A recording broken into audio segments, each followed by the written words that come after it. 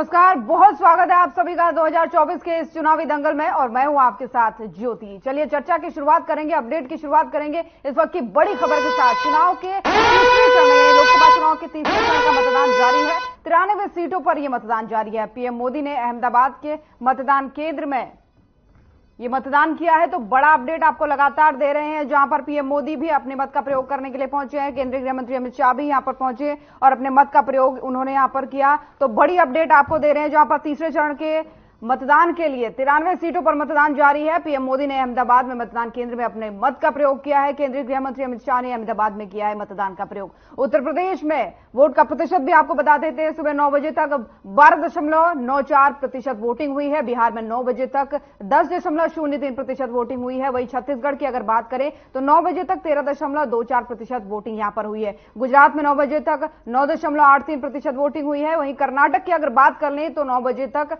9.45% voting की गई है, यानी लोगों ने अपने मत का प्रयोग कर लिया है। वहीं मध्य प्रदेश पर आ जाते हैं। सुबह 9 बजे तक 14.44% वोटिंग हुई है। महाराष्ट्र में 6.64% वोटिंग हुई है। पश्चिम बंगाल में 9 बजे तक 14.60 वोटिंग यहां पर हुई है। तो लगातार अपडेट आप तक पहुंचा पा रहे हैं और पल पल का अपडेट आपको दे रहे हैं, जहां पर लगातार लोग अपने मत का प्रयोग कर रहे हैं। तो 93 सीटों पर यह मतदान है।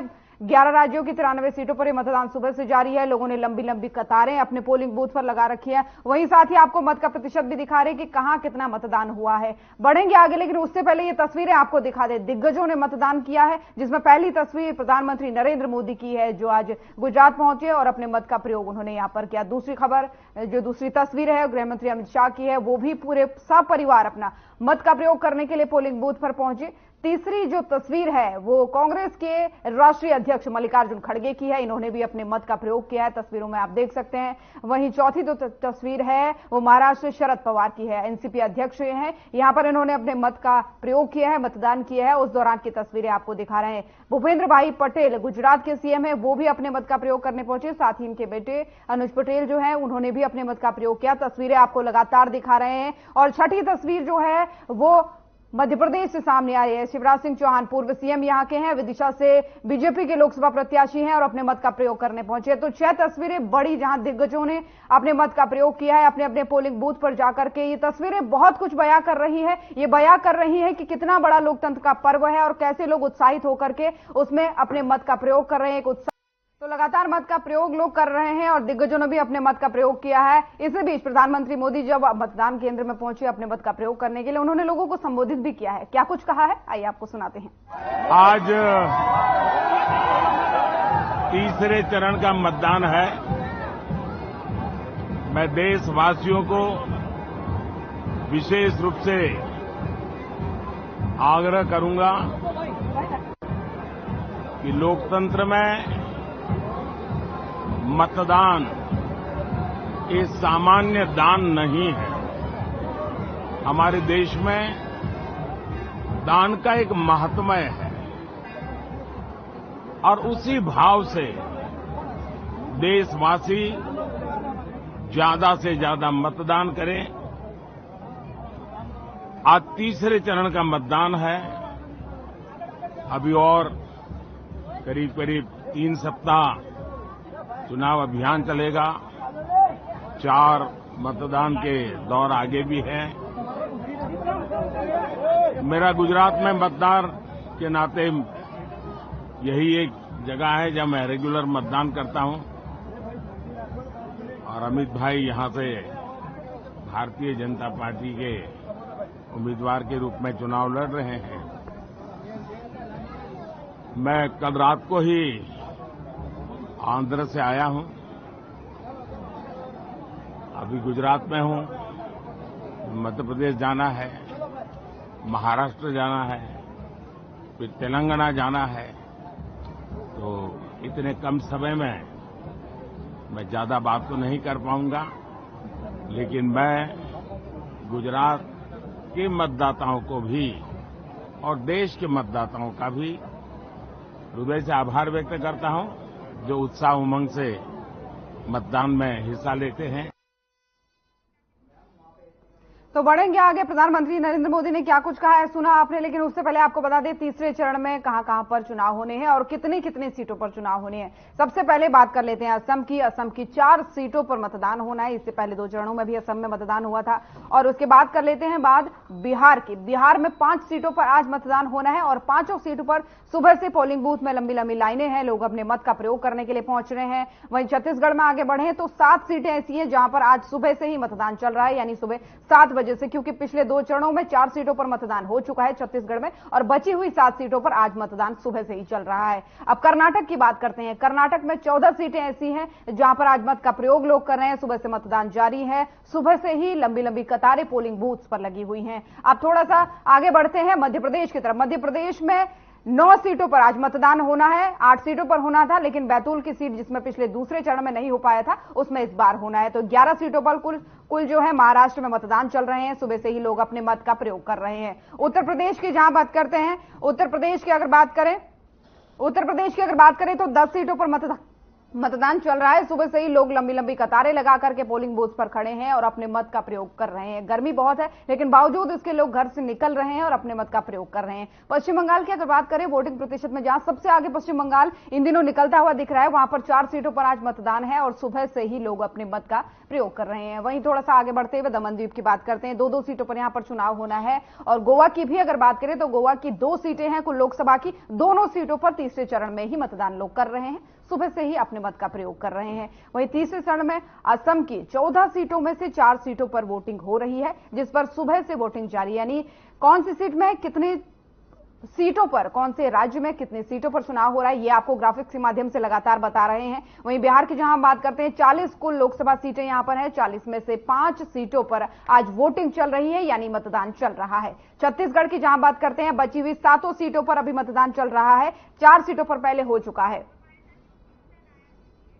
और वही थोड़ा सा आगे बढ़ते हुए बात करेंगे गोवा की, तो गोवा की दोनों सीटों पर मतदान चल रहा है सुबह से ही। और ज्यादा जानकारी के साथ हमारे साथ मेरी सहयोगी न्यूज रूम से अनाया जुड़ गई हैं। अनाया, क्या कुछ आपके पास अपडेट है? प्रतिशत कहां तक पहुंचा है वोटिंग का? जी बिल्कुल ज्योति, देखो वोट परसेंटेज की हम बात करें उससे पहले बता दें कि पिछली 2 बार की अगर हम बात करें चुनाव को लेकर, तो इस बार जो है वोट प्रतिशत काफी कम हुआ है और उसको लेकर लगातार पार्टियों की तरफ से इलेक्शन कमीशन के द्वारा जो है जागरूकता रैली चलाई गई है, लोगों को जागरूक किया जा रहा है। और कई जगहों पर हमने देखा है कि लकी ड्रॉ भी निकाला जा रहा है कि लोगों को बाहर निकलने के लिए, वोट देने के लिए बार बार प्रेरित किया जा रहा है कि आप आइए वोट दीजिए। तो आपके लिए तमाम गिफ्ट जो है ये भी हमने कई जगह पर आज देखा है। तीसरे चरण में जो है इलेक्शन कमीशन द्वारा, निर्वाचन विभाग द्वारा जो है ये व्यवस्था की गई है। और अगर प्रतिशत की बात करें तो देखो असम में हमारे पास अभी तक जो लिस्ट आई है 9 बजे तक 10.12% वोटिंग हो गई है। अगर बिहार की बात करें तो बिहार में 9 बजे तक 10.3% वोटिंग हो गई है। और अगर छत्तीसगढ़ की बात करें तो 9 बजे तक 13.24% वोटिंग अभी तक हो गई है और ये काफी अच्छे नतीजे हैं अभी तक। गोवा की बात करें तो गोवा में 9 बजे तक 11.83% वोटिंग अभी तक हो गई है। और गुजरात की बात करें तो 9 बजे तक 9.83% वोटिंग हो गई है। हालांकि ये कम है, लेकिन आपको बता दें कि गुजरात में अब अहमदाबाद में प्रधानमंत्री नरेंद्र मोदी भी वोटिंग करने सुबह पहुंचे थे, अपना मतदान उन्होंने किया और उन्होंने भी सभी से अपील की कि आप सभी घर से बाहर निकलिए और अपने जो भी वोट जहां पर भी जिस भी क्षेत्र में पड़ रहे हैं वहां पर दीजिए। तो सभी से लगातार ये अपील की जा रही है कि आप अपने घरों के बाहर निकलिए, अपने वोट का इस्तेमाल कीजिए। और इसी के साथ आगे बढ़ते हुए आपको बता दें कर्नाटक में 9 बजे तक अभी तक 9.45% वोटिंग हो गई है। मध्य प्रदेश की बात करें तो 9 बजे तक 14.44% वोटिंग हो गई है। और अगर महाराष्ट्र की बात करें तो 9 बजे तक 6.64% वोटिंग की गई है। उत्तर प्रदेश में 9 बजे तक 12.94% वोटिंग हुई है। और अगर पश्चिम बंगाल की बात करें तो 9 बजे तक 14.7% वोटिंग हो गई है। और वहीं दमन और दीव में अगर बात की जाए तो 9 बजे तक 10.13% वोटिंग अभी तक की गई है। दमन दीव के मुकाबले कहे अनाया कि वोटिंग प्रतिशत अभी तक ठीक ठाक चल रहा है। और जहां तक आपने अपडेट दी है, पश्चिम बंगाल एक ऐसा राज्य है जहां पर वोटिंग प्रतिशत अभी तक ज्यादा ही चल रही है और बीते 2 चरणों में भी हमने देखा सबसे ज्यादा चल रही है। लेकिन झड़प की खबरें और हिंसा की खबरें भी वहीं से आ रही हैं। बिल्कुल बिल्कुल ज्योति, पश्चिम बंगाल की 4 सीटों पर जो है वोटिंग आज डाली जा रही है। सुबह 7 बजे से जो है वोटिंग शुरू हो गई है। सभी अपने मतदान केंद्र पर पहुंच रहे हैं। झड़प की जो भी आप बात कह रही हैं, पिछले चरण में भी देखी गई थी कि कई जगहों पर झड़प की खबर सामने आई थी, कार्यकर्ताओं में झड़प हुई थी। इसको लेकर निर्वाचन विभाग जो है वो अपने सभी बूथों पर कड़ी व्यवस्था कर रखे हैं और उन्होंने अपने सारी इंतजाम किए गए हैं। अब तीसरे चरण को लेकर उन्होंने व्यवस्था जो है और पुख्ता कर दी गई है। तो उसको लेकर अलग अलग क्षेत्रों में अगर बात की जाए निर्वाचन विभाग को लेकर तो उन्होंने अपनी तमाम व्यवस्थाएं इस बार की है। आगे बढ़ूंगी अनाया, लेकिन उससे पहले एक छोटा सा अपडेट आपसे और चाहूंगी। कई सारे दिग्गज भी वोट देने पहुंच रहे हैं और लगातार लोगों से अपील कर रहे हैं। हम भी अपने चैनल के माध्यम से ही लोगों से कह रहे हैं कि यही आपके पास समय है जब आप अपनी पसंदीदा सरकार चुन सकते हैं, अपना पसंदीदा कैंडिडेट चुन सकते हैं। तो आज के दिन लापरवाही ना करें, ढीलतपीजी ना करें। ऐसे में कौन कौन लोग ऐसे हैं बड़े शहरी जिन्होंने मत का प्रयोग कर दिया है? जी बिल्कुल, अगर बड़े शहरों की बात करें तो देखिए, सबसे पहले तो प्रधानमंत्री का नाम आता है। उन्होंने अहमदाबाद से अपने मतदान का इस्तेमाल करते हुए अहमदाबाद में वोट दे दिया है। और आपको बता दें कि अहमदाबाद गांधीनगर से केंद्रीय गृह मंत्री अमित शाह चुनावी मैदान में है, तो उन्होंने अपने वोट का इस्तेमाल किया है प्रधानमंत्री ने। और केंद्रीय मंत्री गृह अमित शाह भी हमारे जो है, उन्होंने भी अपना वोट का इस्तेमाल किया है। और अगर बात करें उत्तर प्रदेश की राज्यपाल आनंदीबेन पटेल की, तो उन्होंने भी अपना मतदान जो है कर दिया है। और खजुराहो से लोकसभा क्षेत्र से बीजेपी उम्मीदवार है वीडी शर्मा, उन्होंने भी अपना वोट डाल दिया है।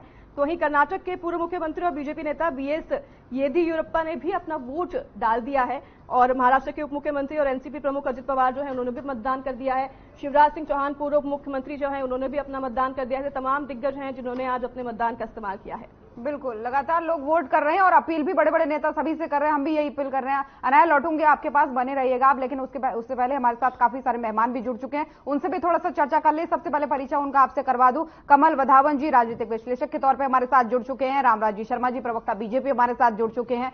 अभिता द्विजा जी प्रवक्ता आम आदमी पार्टी के हमारे साथ जुड़ चुकी हैं। नीरज गुप्ता जी प्रवक्ता कांग्रेस हमारे साथ जुड़ चुके हैं। आप सभी मेहमानों का बहुत बहुत स्वागत है। आगे बढ़ूंगी, तमाम सारे सवाल हैं क्योंकि चुनावी माहौल है और ऐसे में सियासी माहौल भी गर्म है। सबसे पहला सवाल कमल जी आपसे ही करना चाहूंगी। आज ये उम्मीद लगाई जा रही है कि मत प्रतिशत थोड़ा सा बढ़ेगा। सुबह तक जो नत्थे की भाई गर्मी की वजह से लोग मत का प्रयोग नहीं कर रहे हैं, कुछ बढ़ेगा प्रतिशत, कैसा माहौल देख पा रहे हैं? देखिए, निश्चित तौर पर ये जो प्रतिशत है ये बढ़ना चाहिए, क्योंकि इससे पहले भी हमारी चर्चा रही थी। क्योंकि चुनाव आयोग ने कई तरह के प्रबंध किए हैं कि व्यापक माहौल देकर जो वोट प्रतिशत है, जो पोलिंग प्रतिशत है, वो बढ़ जाए। तो 75 का पीछे भी टारगेट था चुनाव आयोग का, लेकिन वो 67 तक सीमित हो गया था। लेकिन दूसरे चरण में भी कुछ ज्यादा अच्छा रिस्पॉन्स नहीं मिला। कुछ इलाके बढ़िया थे, त्रिपुरा था, जैसे यूपी और महाराष्ट्र में मतदान कम हुआ था। तो इसी तरह आज पश्चिम बंगाल में कहीं ना कहीं रेशो लग रही है कि बढ़ती हुई दिखाई दे रही है। तो निश्चित तौर पर अभी तो मैं मानता हूं कि शुरुआत भी होती है सुबह वाला, क्योंकि हमारे पास जो अपडेट है वो भी कुछ समय बाद आती है। तो निश्चित तौर पर आज कहीं ना कहीं मुझे लगता है कि प्रतिशत जो मतदान का है वो बढ़ता हुआ यहाँ दिखाई देगा। क्योंकि आज आप देख सकते हैं कि बहुत बड़े शहरों के आज तो मेरे को लगता है कि केंद्रीय मंत्री हैं इस चुनाव में, और उनका भविष्य यहाँ बात लगा हुआ है। 4 शायद पूर्व मुख्यमंत्री हैं। तो निश्चित तौर पर कहीं ना कहीं 4 पूर्व मुख्यमंत्री हैं कमल जी, 4 पूर्व मुख्यमंत्री और 7 कैबिनेट मंत्री हैं ऐसे जिनकी शाख आज दांव पर लगी हुई है।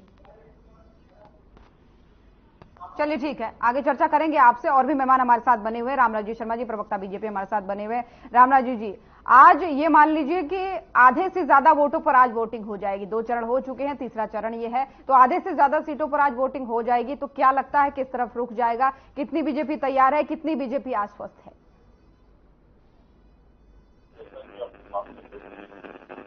आपकी आवाज में थोड़ा सा डिस्टर्बेंस आ रहा है। हेलो, आवाज आ रही है? ठीक है, ठीक, आप अपनी बात रखिए।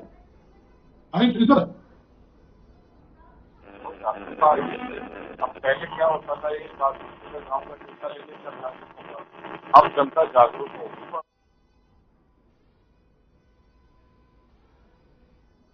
चलिए, आपकी आवाज में थोड़ा सा डिस्टर्बेंस आ रहा है। रामराज जी आपके पास लौटूंगी मैं। शर्मा जी आपके पास लौटूंगी। हमारे साथ और भी मेहमान बने हुए हैं, दोबारा लौटूंगी, इनकी आवाज सही कर दी जाए। नीरज गुप्ता जी भी बने हुए हैं। नीरज जी, आज 7 केंद्रीय मंत्रियों की साख दांव पर है। 4 पूर्व मुख्यमंत्री हैं, जिनमें से एक आपकी पार्टी के भी हैं। तो क्या लगता है जनता इस बार ज्यादा से ज्यादा संख्या में घरों से बाहर निकलेगी? कैसा माहौल आपको लग रहा है? क्या लग रहा है कि कांग्रेस के पक्ष में कुछ होगा आज? क्योंकि काफी महत्वपूर्ण चरण है। आज आधे से ज्यादा सीटों पर चुनाव हो जाएगा, मैं आपकी इस बात से सहमत हूँ। लेकिन जो बीजेपी का 400 नारा था ना, ये पहले चरण के बाद इनकी हवा निकल चुकी है। जितनी वोटिंग परसेंटेज कम हो रहा है पहले दौर में, सेकंड दौर में, वो साफ नहीं दिखाई दे रहा थी। अगर जनता इनके कामों से उत्साहित होती या इन जनता इनके कामों को चुनती, तो मेरे ख्याल से वोट परसेंटेज पहले दौर में, दूसरे दौर में बढ़ना चाहिए था। जनता इनको चुनती अगर इनकी नीतियों से सहमत होती। आप देखिए, बीजेपी ने वादा किया था 100 स्मार्ट सिटी देंगे, 2 करोड़ रोजगार देंगे, एक भी वादा पूरा नहीं हुआ। जनता को एक बार मूर्ख बना लोगे, 2 बार बना लोगे, हर बार जनता मूर्ख कोई बनेगी। अब जनता इनके कामों को नाप तोल रही है। आप देखिए, मैं जब 9, साढ़े 9 तक था घर पे था, तो 10% भी एवरेज आ रही है। 10% अभी तक पोस्टिंग नहीं हुई है, जबकि 11 साढ़े 11 बनने को आ गए हैं और लोगों में उत्साह नहीं दिखाई दे रहा। मैं तो लोगों से अपील करूंगा ज्यादा वोट करें ताकि इनको पता चले। मैं लोगों को ये भी कहूंगा 5 साल में आपके पास है क्या, एक आपकी वोट की ताकत जिससे आप राजा को चुनते हो, राजा को हराते हो, ये आपको जरूर प्रयोग करना चाहिए। मेरा अपना मानना है कि इंडिया गठबंधन बहुत टक्कर दे रहा है। ये 400 सीट क्या 200-250 सीट पे सिमट जाएंगे और 400 सीट की इनकी हवा निकल चुकी है। अब तो प्राइम मिनिस्टर ने भी 400 सीट का नारा देना बंद कर दिया है। चलिए ठीक है नीरज जी, लौटूंगी आपके पास चर्चा के लिए। और भी मेहमान हमारे साथ बने हुए। शर्मा जी, आपकी आवाज थोड़ा सा डिस्टर्बेंस उसमें आ रहा था, अब ठीक है? आपकी आवाज मुझ तक पहुंच पा रही, मेरी आवाज आप तक पहुंच पा रही है? आवाज आ रही है? बिल्कुल, आप अपनी बात रखिए, आपकी बात अधूरी थी। देखो जो क्या है हमारे देश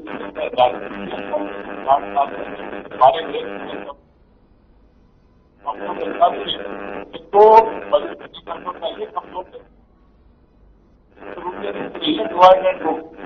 और बाइडेन का ये इनका तो क्या नाम है डूबता जहाज है, कौन बैठेगा? जनता इनको नकार देती है और आपकी बार एक बार फिर मोदी सरकार का काम किया है। देश में हमारी राज कमाई है, हमारी प्रधानमंत्री देश में जाते रहे तो पूछता और आप शर्मा जी आपकी बात को मैं भी अच्छे से नहीं समझ पा रही क्योंकि आपकी आवाज में डिस्टर्बेंस आ रहा है। हमारी टीम आपकी आवाज को सही कर रही है, लेकिन हमारे साथ अभिता जी भी बनी हुई है। अभिता जी, आज मौसम थोड़ा सा अनुकूल है, उम्मीद जताई जा रही है कि मत प्रतिशत कुछ बढ़ सकता है बीते 2 चरणों के मुकाबले, क्योंकि ये जो खतरा है ये लोगों के लिए नहीं बल्कि राजनीतिक पार्टियों के लिए भी बड़ी चिंता का विषय है कि मत प्रतिशत जिस तरीके से घटता हुआ दिख रहा है। तो ऐसे में आम आदमी पार्टी कितनी तैयार है अगले चरणों के लिए? हाँ जी, सबसे पहले तो ज्योति जी आपको और जितने भी प्रवक्ता है और आपके सभी दर्शकों को नमस्ते।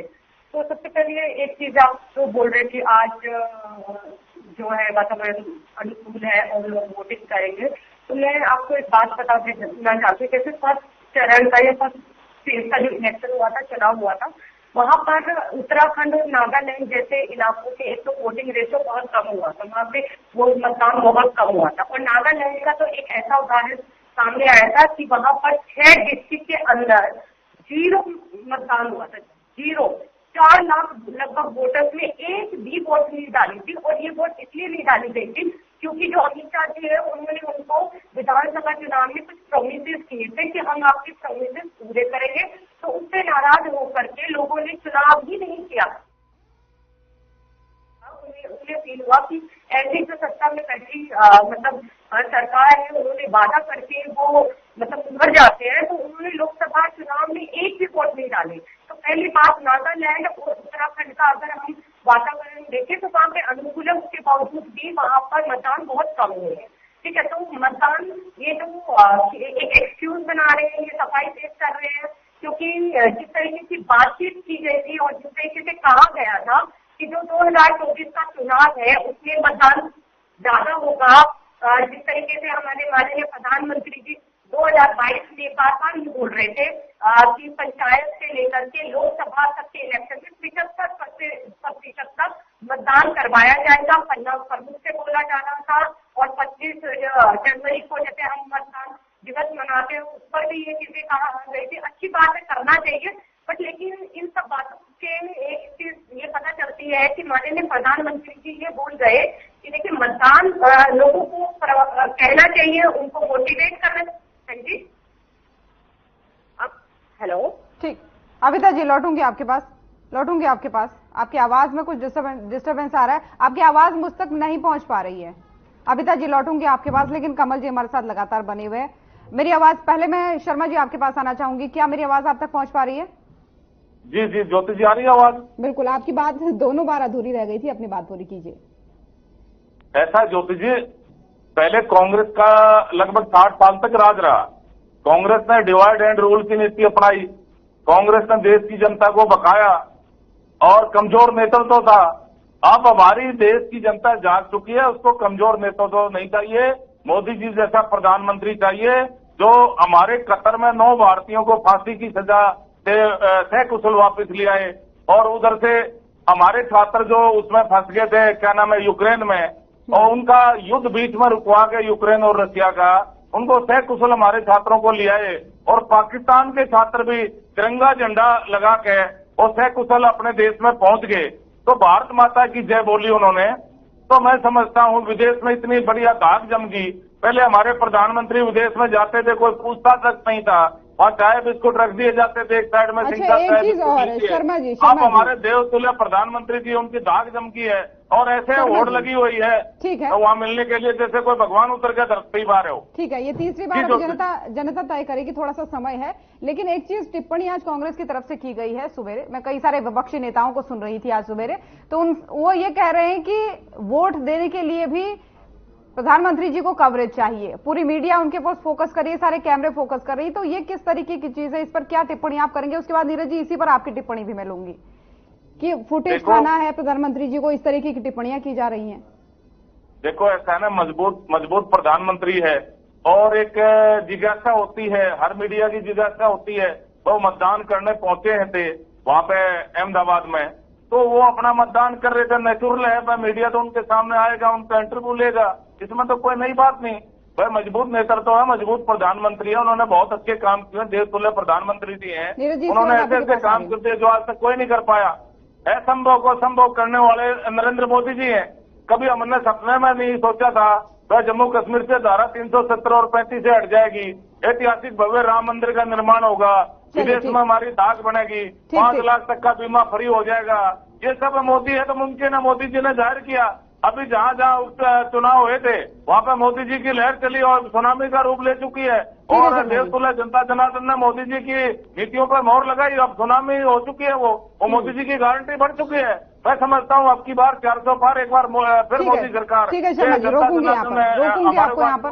ठीक है नीरज जी, प्रधानमंत्री जी वोट देने गए, उनकी कवरेज की गई, लोगों को दिखाया गया, उन्होंने एक संदेश दिया। ऐसे तो खड़गे जी भी गए, उनकी भी कवरेज की गई, उनकी भी बाइट हमने सुनाई, तो इस पर टिप्पणी क्यों नहीं की गई? आप उसका नारा दीजिए, 400 भी आपके लिए कम है, आप सीधा बोले ना 570 पार जाएंगे। नहीं, आपने मेरी बात का जवाब नहीं दिया, उसका जवाब देंगे आप? मेरी बात का जवाब नहीं दिया। अपने मुंह से प्रशंसा करते हैं कि नरेंद्र मोदी जी की देश में कौन बैठेगा भाई?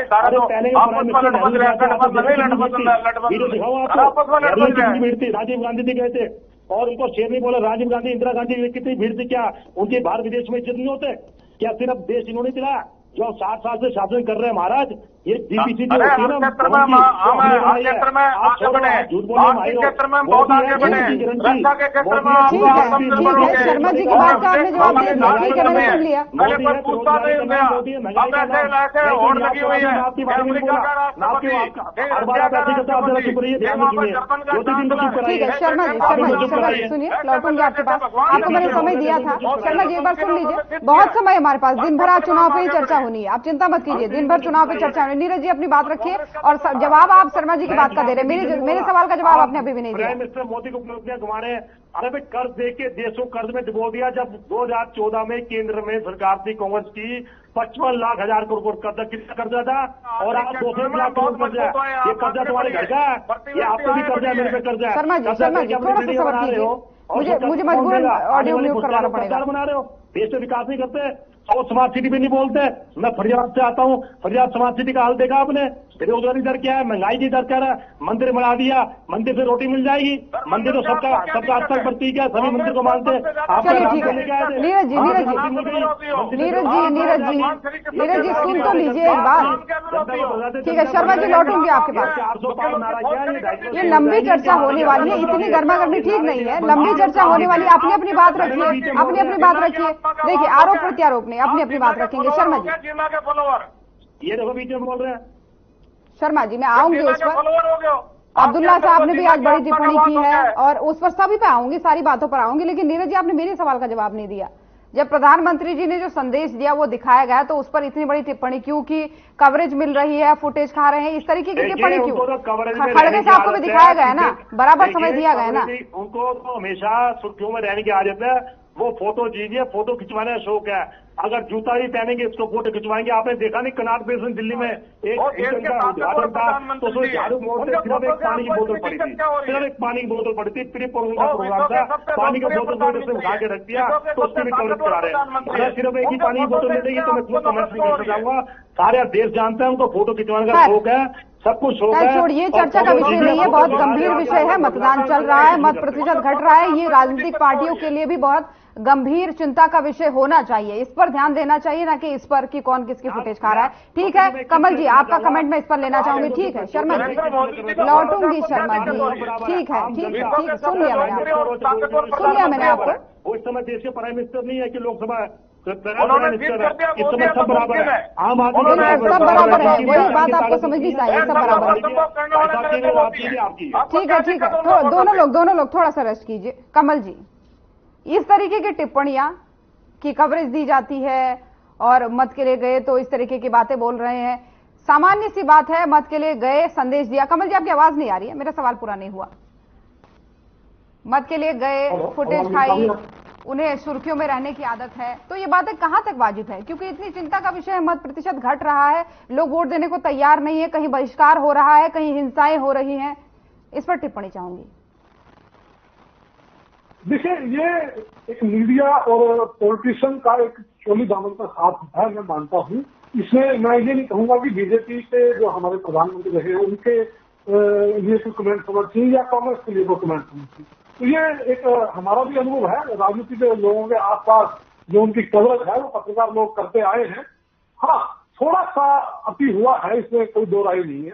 अब वो अति कितना है, कितना लोग इस चीज को वाजिब मानेंगे, इसका सवाल है। लेकिन आज जो विषय है वो विषय ये है कि कहीं ना कहीं जो मतदान की जो प्रतिशत है वो जो कम हो रहा था, आंकलन में देख रहा था अभी थोड़ी देर पहले जो डाटा आया था, तो इस बार भी महाराष्ट्र में बहुत सा कम मतदान की रेशो सामने आ रही है। और दूसरे चरण में भी महाराष्ट्र में बहुत कम जो रेशो थी वो उस टाइम दर्ज हुई थी, हालांकि त्रिपुरा में ठीक ठाक था। तो निश्चित तौर पर हमें सब लोगों को ये मंथन करना चाहिए कि जो प्रतिशत है, पहले हम देखते थे कि 75, 72, 79 तक भी हमने देखा, तो निश्चित तौर पर अब भी कहीं ना कहीं ऐसी मूवमेंट होनी चाहिए थी। मैं पिछली बार ही बोल रहा था कि चुनाव आयोग को कोई ना कोई ऐसा रास्ता निकालना चाहिए कि जो बचे हुए जो चरण है वहां जो प्रतिशत है और ज्यादा बढ़ सके। उसके लिए किस प्रकार के व्यापक प्रबंध होंगे, क्या लोगों को ऐसा माहौल मिल पाएगा कि वो वोट करने के लिए बड़ा अच्छे साफ माहौल में अपना वोट कर पाए, ये तमाम सवाल हैं जो आज कमल जी इस चीज पर ना अभिता जी ने एक बड़ा कमेंट किया था। उन्होंने कहा था कि मत प्रतिशत कम होना कोई मौसम या वो चीज नहीं है, लोगों के काम है, जो नेता चुनकर क्षेत्रों में जा रहे हैं वो काम नहीं कर रहे हैं, इससे लोगों की नाराजगी है, वो है सबसे बड़ा कारण। इस पर आपका कमेंट लूंगी, लेकिन यहां पर एक ब्रेक के लिए रुक रहे हैं।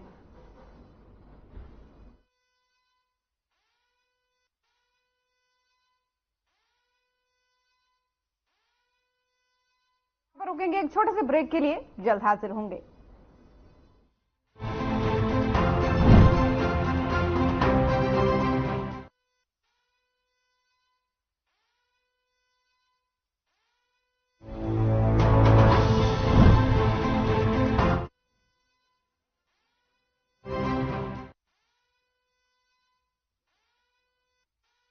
Hey mom! Hey, look! I can download a song really fast.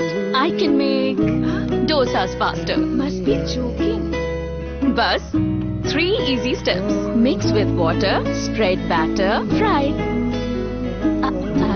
गाना डाउनलोड हुआ? नहीं, पर तब तक मैं इडली बनाती हूँ। हमने बनाया किड्स से। Through constant innovation, the group provides its clients with value-added, environment-friendly products. We are committed to provide quality products and services at optimum cost with the continuous improvement in the quality management system. Producing high-value paper, making us India's largest producer of branded papers, fine papers and packaging broad segments. Focused on customers in all our operations. Hence, extensive investments are made towards people and people practices. KRPL world's leading eco-friendly paper from agro residue. स्वाद से सबको दीवाना कर दे, दीवाना कर दे। पताका चाय, गजब का स्वाद। नमस्कार दोस्तों, जरा कल्पना करो कि आपका एक बैंक अकाउंट है, उसमें हर रोज सुबह सुबह 86,400 रुपए जमा होते हैं, जो आपको उसी दिन रात तक खर्च भी करने हैं। और यदि आपने पूरे खर्च नहीं किए तो आपका बैंक बैलेंस अमाउंट फॉरफिट हो जाएगा, यानी जब्त हो जाएगा। उसे अगले दिन कैरी फॉरवर्ड नहीं कर सकते। अच्छा, ये राशि 86,400 है और इतनी ही रहेगी, ना कम होगी ना ज्यादा। अब आप क्या करोगे? एक समझदार व्यक्ति की तरह एक बजट बनाओगे और उससे पूरा का पूरा खर्च करने का प्लानिंग करोगे। दोस्तों, हमारा ऐसा ही एक बैंक अकाउंट है जिसका नाम है समय। इसमें भगवान हर रोज 86,400 सेकंड जमा करते हैं। अब उस समय का खराब करना या एक एक सेकंड का उपयोग करना, यह हमारी समझ पर निर्भर करता है। यह समय सभी के पास बराबर है, ना कम ना ज्यादा। यह समय ना कैरी फॉरवर्ड किया जा सकता है और ना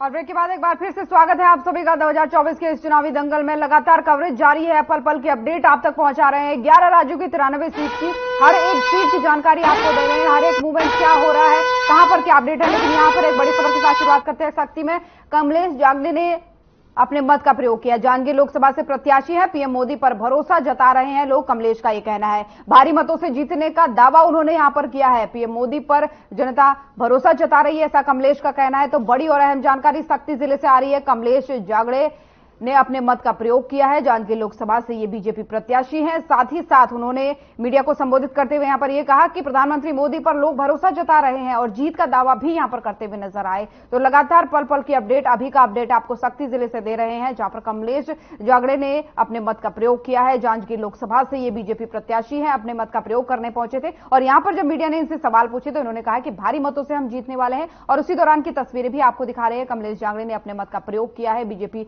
प्रत्याशी है, लोकसभा प्रत्याशी हैं और जहां पर उनका पोलिंग बूथ है वहीं की लाइनें हैं। कैसे लोग लगातार बढ़ चढ़कर इस लोकतंत्र के पर्व में हिस्सा लेने के लिए लगातार पहुंच रहे हैं, अपने मत का प्रयोग कर रहे हैं। महिलाएं, माताएं, बहनें जो हैं अपने मत का प्रयोग करने के लिए पहुंच रही है। और ये सेल्फी पॉइंट भी आप देख सकते हैं, जो मत का प्रयोग करने इस बार पहुंच रहे हैं पहले वोटर, वो अपने मत का प्रयोग करने के बाद सेल्फी पॉइंट भी उनके लिए चुनाव आयोग द्वारा बनाया गया है।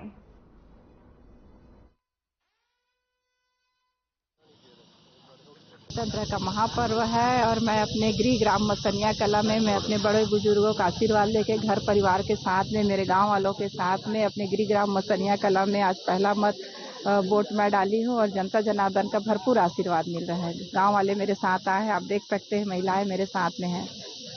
क्या लग रहा है? काफी मेहनत की है शुरू से, लगभग 8 विधानसभा घर घर आपने जाकर मेहनत किया है। कितना कुछ इसका रिस्पांस मिलेगा?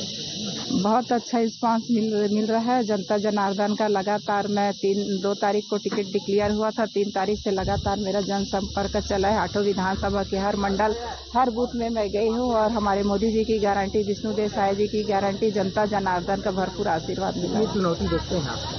मैं इसको कोई चुनौती नहीं मानती हूँ। कांग्रेस प्रत्याशी लिए क्या कहना चाहिए? अब देखिए, अभी वो आरंग से चुनाव हार के आए, कभी यहाँ से चुनाव हार के आते हैं, कभी वहाँ जाते हैं, कभी वहाँ जाते हैं। उसको मैं कोई चुनौती नहीं मानती हूँ अपने। और एक तरफा हम जांजगीर लोकसभा से भारतीय जनता पार्टी की ही जीत होगी और 11 के 11 लोकसभा हम देश के यशस्वी प्रधानमंत्री मोदी जी को देंगे। 11 के 11 कमल फूल देंगे। तो कमलेश जी को आप सुन रहे थे, ये जांजगीर से लोकसभा प्रत्याशी है बीजेपी की तरफ से। तो वो भी यहां पर लगातार कह रही हैं कि हम जीतने वाले हैं, लोग बढ़ चढ़कर हिस्सा ले रहे हैं, हमारे पक्ष में मतदान हो रहा है। हालांकि ये देखने वाली बात होगी, इसके लिए अभी 4 जून का वेट करना होगा। लेकिन लगातार मेहमान भी हमारे साथ बने हुए हैं। कमल जी, एक छोटा सा कमेंट आपसे लेना चाहूंगी, उसके बाद से अभिता जी आपके पास आऊंगी। मैंने ब्रेक पर जाने से पहले कमल जी आपको बोला था कि अभिता जी बोल रही है इस मत प्रतिशत के गिरने का पीछे का जो कारण है वो मौसम नहीं है, कोई अन्य नहीं है, बल्कि ये है कि जो लोकसभा प्रत्याशी चुनकर के लोग भेज रहे हैं वो जनता का ही काम नहीं कर रहे हैं। बिल्कुल, संभावनाओं को इनकार नहीं किया जा सकता। कारण कुछ भी रहे, इसका मंथन करना बहुत जरूरी है। हालांकि इन्होंने जो तर्क रखा है, इनका तर्क हो सकता है, लेकिन कहीं न कहीं जिस प्रकार से कुछ चीजें हैं, मौसम का फैक्ट था पिछले दूसरे चरण में 700 रुपये देखने को मिला।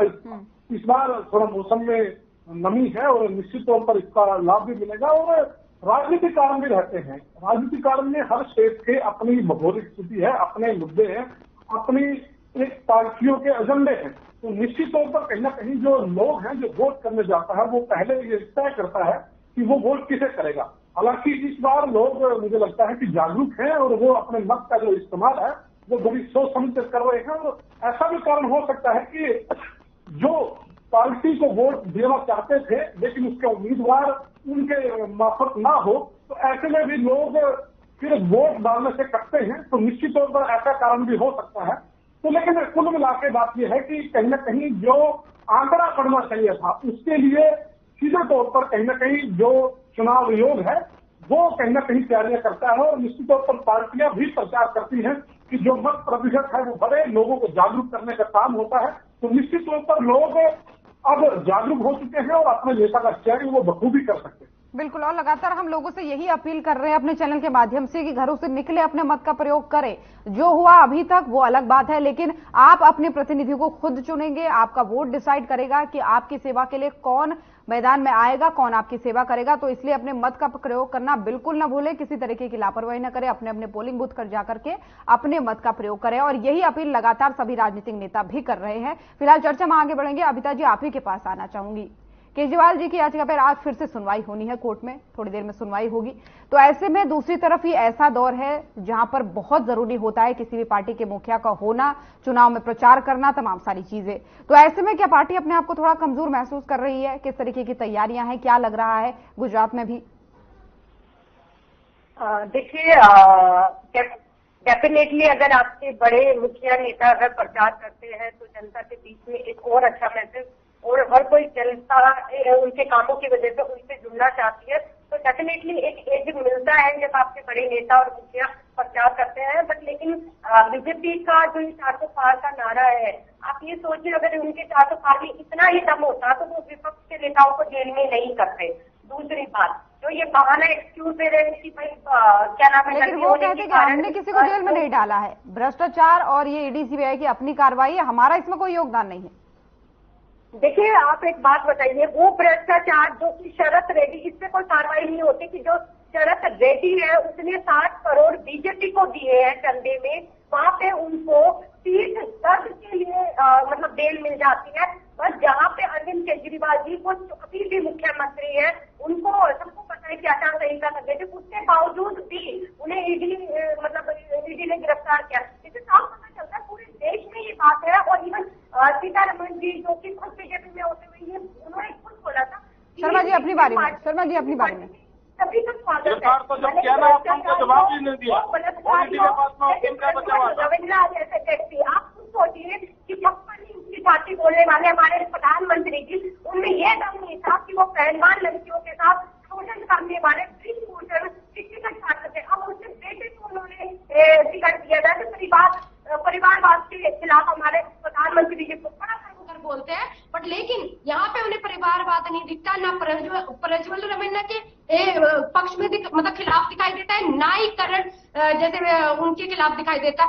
ऐसे जो लोग जो कि पता नहीं कितनी महिलाओं के साथ बलात्कार करते हैं, उनको ऐसे लोग मंच से, हमारे प्रधानमंत्री जी मैसूर के मंच से ये कहते हैं कि प्रज्वल रवेन्ना जैसे व्यक्तियों को अगर मतदान दिया जाएगा, वोट दी जाएगी तो मोदी जी मजबूत होंगे। तो मुझे ये चीज समझ नहीं आती, जब वो पूर्व सीएम भी थे गुजरात के, तब से लेकर आज प्रधानमंत्री बनने तक मुझे तो यही लगता है, और ये बात साफ आज जनता को भी दिखाई देती है कि जो उनकी मजबूती है वो भ्रष्टाचारियों और बलात्कारियों पर टिकी है। भले उसमें बिल्किश बानो हो, चाहे मणिपुर की महिलाएं हो, चाहे ब्रिजभूषण ने जो पहलवान लड़कियों के साथ किया, और आज जो प्रज्वल रवेन्ना ने, जो कि पूरे भारत इतिहास का सबसे बड़ा सेक्स कांड है और इसके ऊपर कोई बात नहीं हो रही। कोई मतलब मणिपुर में भी आज तक हमारे प्रधानमंत्री कभी नहीं गए, और अभी ये 370 के ऊपर बात कर रहे थे। 370 के ऊपर आपने अगर हटाया है तो कश्मीर की तीनों सीटों पर क्यों नहीं लड़ रहे? जहां से आपने पूरे देश में दावा ठोक रहे हैं कि हम 370 हटा दिया, 370 हटा दिया, वहां से भी बीजेपी नहीं लड़ रही है। तो इनकी कैसी मतलब ये जो इतनी यहाँ आकर के झूठ बोलते हैं। आज हमारे प्रधानमंत्री जी एक ऐसे प्रधानमंत्री है भारत के इतिहास में जो कि स्टेज से झूठ बोलने में सबसे ज्यादा माहिर है, और इनको बहुत अच्छे से पता है कि पहले चरण में जैसे वोट कम हुई, तो इतनी वोट कम होने पे, और स्पेशली जब राजस्थान में वोट कम हुई और वहां पे चुनाव का बहिष्कार किया गया पानी ना मिलने की वजह से, तो इतने बौखला गए हमारे प्रधानमंत्री जी कि वो मुसलमानों पर बात आने लग गई, मंगलसूत्र पर उतर गए। कहते हैं कि लौटूंगी। अभिता जी अविता जी लौटूंगी, ठीक है अविता जी लौटूंगी। शर्मा जी इनकी बातों का जवाब दीजिए, छोटा सा जवाब आपका चाहूंगी, उसके बाद नीरज जी आपके पास आऊंगे। देखो इन्होंने कहा मैं इसमें बीजेपी का हाथ है, बीजेपी ने गिरफ्तार करा। अरे आपको मालूम होना चाहिए, आप पढ़े लिखे हो, ये स्वतंत्र जांच एजेंसी है, ये ईडी इंडिपेंडेंट एजेंसी है, सीबीआई इंडिपेंडेंट एजेंसी है। आप उसका नोटिस का जवाब ही नहीं देंगे तो उसके पास में ऑप्शन क्या बचता है? वो आपको अरेस्ट करेगा। अच्छा होता आप उसके पहले या दूसरे उसका नोटिस का जवाब देते, उसको उनको संतुष्ट करते।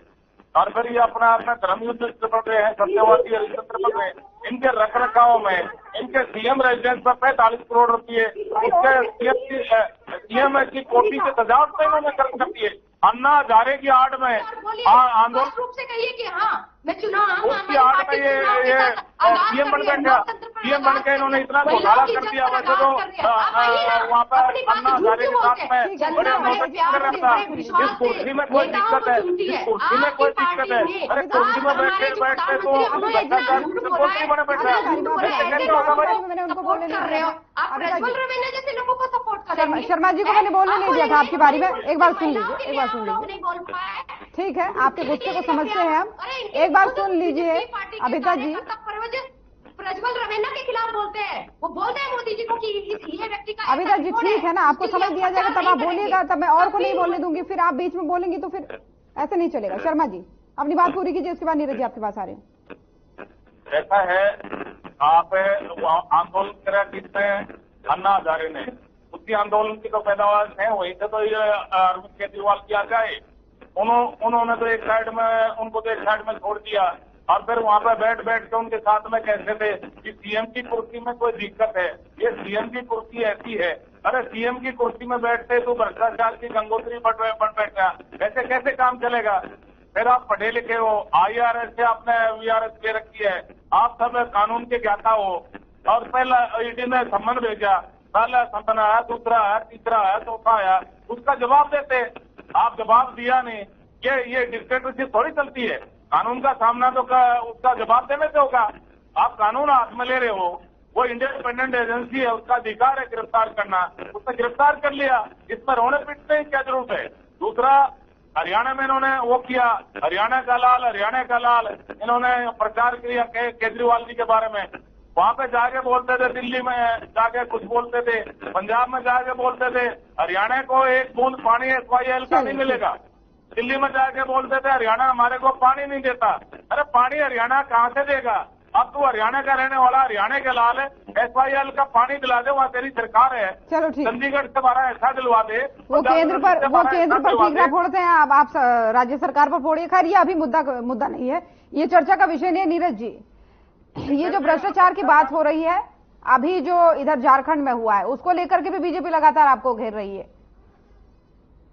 आलमगीर आलम जी को लेकर प्रयास करूंगा, बीजेपी प्रवक्ता को साथ में समझाइए, कोई डिबेट करने का तरीका नहीं है। पूरे आपके इतने प्रस्तुत चैनल पर डिबेट हो रही है, ये पूरे चैनल का मोड़ खराब कर रहे हैं। इनकी आदत है, पुरानी आदत है, कई बार पहले भी डिबेट हुई, बीच में बोलते हैं, हर एक के बीच में बोलते हैं, क्योंकि इनको तो रटा लेटर भेजते हैं बीजेपी वाले, भैया आपको बोलना है।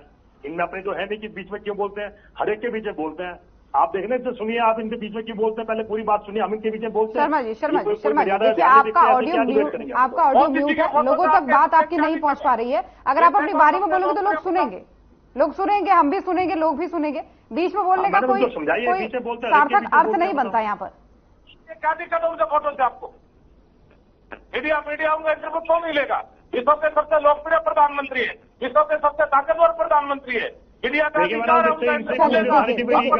शर्मा जी देखिए, समय की पाबंदी होती है, गंभीर मुद्दा है, मतदान प्रतिशत घट रहा है, तीसरे चरण का मतदान चल रहा है, ये पूरा प्रयास किया जा रहा है हर एक वर्ग के द्वारा कि मतदान का प्रयोग लोग करें। लेकिन यहाँ पर इस तरीके का आरोप प्रत्यारोप ये कोई सार्थक चर्चा की निशानी नहीं है। शर्मा जी अगर या तो मेरी आवाज आप तक नहीं पहुंच पा रही है, या तो फिर आप सुनना ही नहीं चाह रहे हैं। शर्मा जी आपको पूरा समय दिया जाएगा, एक बार सुन लीजिए नीरज जी को भी। मेरा सवाल क्या है वो सुनिए। भ्रष्टाचार को लेकर के जहां आप घेरते हैं एक तरफ, दूसरी तरफ आप भी यहां पर झारखंड में घेरते हुए नजर आ रहे हैं। आलमगीर आलम के सचिव के नौकर के घर में जो 30-33 करोड़ का कैश पकड़ा गया, उसको लेकर लगातार बीजेपी आपको घेर रही है, उस पर छोटी सी प्रतिक्रिया आपकी चाहूंगी। देखिए, मैं चाहूंगा जो चीज गलत है, चाहे हमारे आदमी हो, चाहे हमारे कोई नेता हो, भ्रष्टाचार, आप उस पर कार्रवाई करिए। कानून सबके लिए बराबर है, चाहे बीजेपी हो चाहे कांग्रेस सरकार हो, उसमें क्या दिक्कत है। मैं तो सिर्फ ये कहना चाहूंगा जो डबल प्रैक्टिस है ना बीजेपी, ये चीज गलत है। अब मैं अपने हरियाणा का एग्जाम्पल देता हूँ। नवीन जिंदर जी को हमारे प्राइम मिनिस्टर अब क्या हुआ, फिर लोग जिंदगी के लिए उनको अपनी पार्टी में ले गए। अब 30,000 करोड़ रुपए कहाँ गए। मैं इसे पूछना चाहूंगा डबल प्रैक्टिस क्यों। मैं तो कह रहा हूँ कानून सबके लिए बराबर है, चाहे बीजेपी हो चाहे कोई भी पार्टी हो, सब पे कानून कार्रवाई करे। किसी कानून से भ्रष्टाचारी किसी पार्टी का हो, कानून से बचना चाहिए। लेकिन ये भ्रष्टाचारी को अपनी पार्टी में लेकर बजाते हैं, ये चीज गलत है। फिर सबको भ्रष्टाचारी बोलते हैं। इतने एग्जाम्पल आप खुद भी देख रहे हो। ये कोई भ्रष्टाचारी इस बात पर वो ये बोलते हैं कि कोई भी आए हमारी पार्टी में चलेगी तो हमारी, अगर हमारी पार्टी ने गलत किया, हमारी पार्टी का नेता चलेगी तो हमारी बोलते हैं। उसे जेल के अंदर रहना चाहिए। डूबते जहाज में कौन बैठा है, छोड़ छोड़ के क्यों भाग रहे हैं आपकी पार्टी में। ठीक, वो बोलते रहेंगे आपके बीच में। थोड़ा सा रोकूंगी, दोनों को रोकूंगी यहाँ पे, ठीक है। शर्मा जी देखिए, इतने बुजुर्ग आदमी बड़ी मुश्किल से डिबेट को ट्रैक पे लेके जाते हैं, फिर आप लोग बीच में बोल करके उसको सब एक जैसा कर देते हैं। थोड़ा सा दोनों को रुकना पड़ेगा। ठीक है नीरज जी, आप भी रुकिए। कमल जी के पास जा रही हूँ मैं। वैसे लेटर भेजते हैं इनको, ठीक बोलने से ज्यादा बोल नहीं सकते हैं। अगर आप आरोप लगाओगे मैं जवाब नहीं दूंगा क्या उनका। नरेंद्र मोदी जी को अब तक क्या दिक्कत, आप कह रहे हैं नरेंद्र मोदी का बार बार फोटो दिखा रहे हैं। देखिए कभी भी सबसे लोकप्रिय ताकतवर पक्ष को विपक्ष से दिक्कत होती है, विपक्ष को पक्ष से दिक्कत होती है, ये कॉमन बात है। इसमें कोई बहुत बड़ा गुणागणित नहीं है। रोकूंगी शर्मा जी आपको यहाँ पर, रोकूंगी यहाँ पर, थोड़ा सा रोकूंगी। कमल जी गुजरात पर आ जाते हैं। एक तरीके से बीजेपी ने गुजरात को अपना गढ़ बना लिया है, तो वहां पर क्या लगता है इस बार की हवा, इस बार का रुख, इस बार का मतदान प्रतिशत लेकर के क्या कांग्रेस या आम आदमी पार्टी या कोई अन्य पार्टी सेंधमारी कर पाएगी, या इस बार भी क्लीन स्वीप होने वाला है? क्या लगता है आपको राजनीतिक विश्लेषक के तौर पर? बहुत सी चीजें हैं, देखिए राजनीति में बहुत सी चीजें हैं, और ये नेता मुझे लगता है कि इनकी जो मेहनत है और जो अपनी पार्टी का जो प्रचार है, इन लोगों ने बखूबी किया है। क्योंकि गुजरात मेरा मानना है कि बीजेपी अपने आप को वहां अपना गढ़ मानती है, और निश्चित तौर पर बीजेपी के जो लोग हैं गुजरात में, उनका एक अच्छा कैडर बना हुआ है। और निश्चित तौर पर कहीं ना कहीं पीछे जिसका पाटीदार थे वहां पे, और वहां पटेल थे, वहां उनकी भी एक आरक्षण को लेकर जिस प्रकार से कुछ चीजें थी, तो वहां एक बार डाउनफॉल इनका जरूर दिखा था। लेकिन निश्चित तौर पर इस बार भी मुझे लगता है कि बीजेपी वहां कुछ कमजोर रहेगी।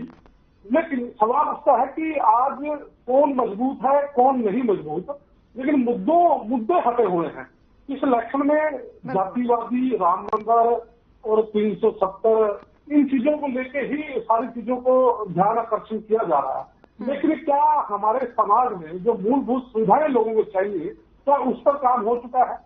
क्या जो डिजिटल किया जा रहा है, जो डिजिटल कर्म किया जा रहा है, क्या उसके लिए व्यापक प्रबंध हमारी सरकारों के पास है? तो सवाल बहुत बड़े हैं। आज हमें उन दिशा की ओर भी काम करना पड़ेगा, ना कि दिखावा करने की ओर, क्योंकि ये तमाम दल हैं। अभी मैं सुन रहा था राम जी को, अभिनेता को और अपने नीरज जी को, क्योंकि अब पानी का मसला था, तो पानी का मसला में तीनों सरकारें कहीं ना कहीं अंदर खिचड़ी पकाती हुई नजर आई। आपको मैं एग्जांपल देता हूँ कि हरियाणा में भूपेंद्र सिंह हुड्डा की सरकार थी, और पंजाब में अपना कैप्टन अमरिंदर सिंह की सरकार थी, तो सेंटर में भी कांग्रेस की सरकार थी। तो उस समय ये बड़े अच्छे तरीके से निपट सकता था।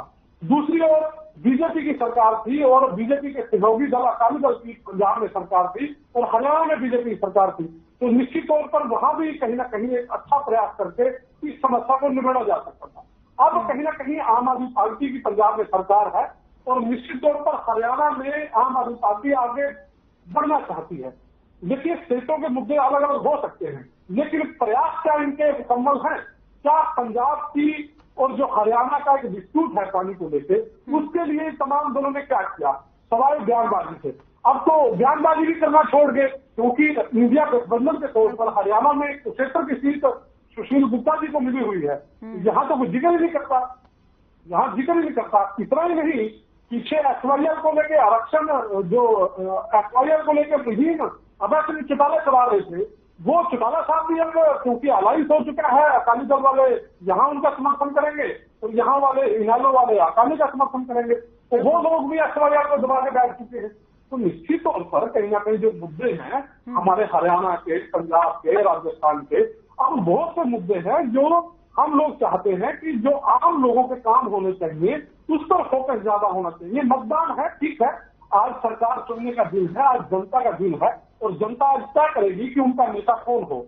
तो निश्चित तौर पर ये तमाम जो प्रवक्ता साथी हैं ये अपने अपने पक्ष रखेंगे निश्चित तौर पर, लेकिन उसके साथ साथ कहीं ना कहीं मुझे लगता है कि ऐसे बिंदुओं पर भी काम करना चाहिए जो समाज के हित में हो। ये कहा जा सकता है कमल जी, ये कहा जा सकता है, ये कहा जा सकता है कमल जी, क्या पूरा करना चाहिए कमल जी, क्या ये कहा जा सकता है कि अपने राजनीतिक लाभ के लिए इसको मुद्दे की तरह घुमाया जा रहा है या इस्तेमाल किया जा रहा है SYL के मुद्दे को?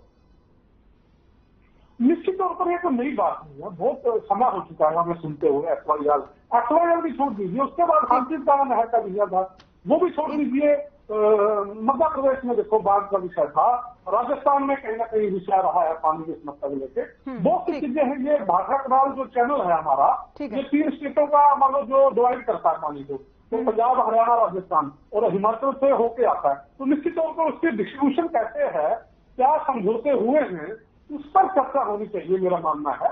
आरोप एक दूसरे पर बड़े आसानी से लगाए जा सकते हैं, लेकिन विषय ये है कि वो जो समस्याएं हैं उनके हल में इन तमाम साथियों का क्या योगदान है, इनकी पार्टियों का क्या योगदान है, ये आज मुद्दा है। क्योंकि आज पूरा देश इनकी ओर देख रहा है, तीनों पार्टियां सक्रिय हैं और निश्चित तौर पर तीनों पार्टियों को आज हमारा देश का हर आदमी देख रहा है कि ये हमारे लिए क्या करेंगे। तो जो अच्छा विजन लेके आएगा तो निश्चित तौर पर लोग अब जागरूक हो चुके हैं, उनको वो चुनेंगे और विजन को सेलेक्ट करेंगे। क्योंकि धर्म का, कास्ट का और बहुत से मुद्दे हैं। अच्छी बात है, बहुत अच्छे मुद्दे मैं मानता हूं कि सॉल्व हुए हैं इस सरकार में भी, बहुत सी चीजें हुई हैं जिसको आप मतलब पॉजिटिव वे में लेके चल सकते हो। लेकिन उसके साथ साथ आज गलियों की समस्या है, गांव में गलियां नहीं है, गांव में शौचालय नहीं है। आप देखिए गांव में जाके पानी की समस्या है, टेल पर पानी नहीं पहुंचा, सिंचाई की समस्या आ रही है। ये इस बात को कतई नहीं नकारा जा सकता। ऊपर इन तमाम नेताओं को चाहिए कि मदद करें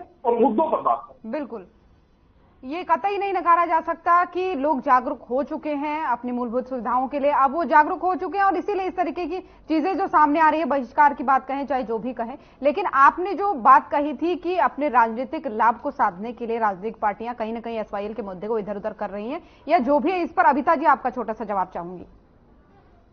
देखिए, सबसे पहली बात तो ये बात, मेरी आवाज आ रही है ना? तो जी आ रही है।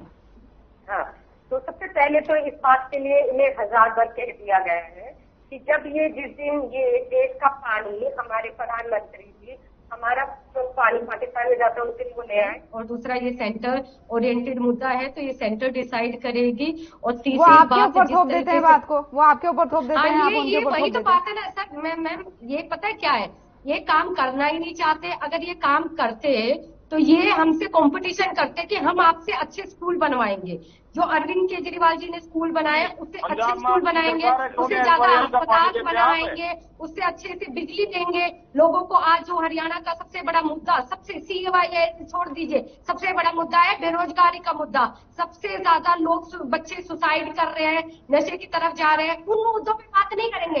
ये वोट भी अगर आपने आज तक जितने भी वक्ताओं की बात हरियाणा में सुनी होगी, वो ये कहते हैं, कोई भी हमारे जो यहाँ पे चाहे वो कैंडिडेट है, चाहे मुख्यमंत्री का हो, चाहे चेहरा कुछ भी हो, सारे वो यही कहते हैं कि नरेंद्र मोदी जी के चेहरे पे लड़ रहे हैं। पहली बात तो ये राजनीतिक चेहरे पे लड़ने की नहीं होती है, काम पे लड़ने की होती है। तो आप अपने काम बताइए ना। एक भी इन्होंने अपने मैनिफेस्टो में ढंग की बात नहीं की, बीजेपी के मैनिफेस्टो और दूसरों के मैनिफेस्टो से, दूसरे विपक्ष पार्टियों के मैनिफेस्टो से ऐसी झूठी झूठी बात लेकर आए जहाँ प्रधानमंत्री जी कहते हैं बाजरे वही बात आ करवाएंगे, ऐसे पकड़ करके एक साथ लाइन में लेके आओ, फिर भीतर वाली बात हो जाती है। खा रहे विपक्ष के नेता जेल में बैठ के इनके वक्ता, आप ये सोचिए ज्योति जी, इनका वक्तव्य कैसा है, इनके वक्ता टीवी पर बैठकर अरविंद केजरीवाल जी ने कितने ये बता रहे थे लोकसभा के चुनाव में जहाँ आचार संहिता लग गई है, ये जनता को पूरे देश की मीडिया को कितना